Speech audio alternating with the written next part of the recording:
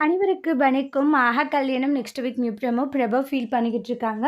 அப்போ போயிட்டு மகா இருந்துட்டு, "இங்க பாரு பிரபா, உன்னுடைய மனசுல என்ன இருக்கு? அக்கா விஜயுடைய மனசுல என்ன இருக்குன்னே புரிஞ்சுக்க முடிய மாட்டேங்குது. எனக்கு தெரிஞ்சு விஜய் வந்து பிரபாவ நேசிக்கிறாரோன்னு தோணுதுக்கா. அப்படி ஒருத்தர் கூட நான் எப்படிக்கா வாழ முடியுன்றாங்க. இங்க பாரு அனாமிகா, கொஞ்சம் பொறுமையா இரு சரியான்றாங்க. நான் சொல்றத மட்டும் நல்லா கேளு" அப்படின்னு பிரபாக்கு அட்வைஸ் பண்ணிட்டு இருக்காங்க. "இல்லக்கா, எனக்கு மனசே இல்ல. மனசுக்கு ரொம்பவே கஷ்டமா இருக்குன்றாங்க. அவ்வளோதான், எனக்காக கண்டிப்பா வந்து விஜய் இல்லக்கான்றாங்க.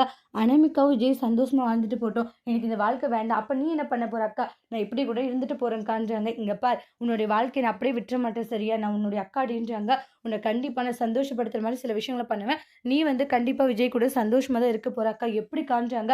எப்படின்னா எப்படி சொல்லுன்றாங்க. இங்க பார், விஜய் கிட்ட நான் பேசினேன். விஜயுடைய மனசுல என்ன இருக்குன்றத தெரிஞ்சு அவன் யார் கூட வாழணும்னு நினைக்கிறானோ அவன் கூட வாழட்டும் சரியான்றாங்க.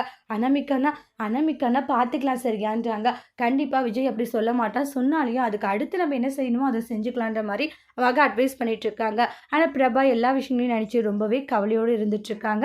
அடுத்து வரக்கூடிய பிரமோல என்ன நடக்க போகுது, மகா எப்படி விஜயையும் பிரபாவையும் ஒன்று சேர்த்த போறாங்கன்ட்டு நெக்ஸ்ட் வீடியோவில் பார்க்கலாம். தேங்க்யூ.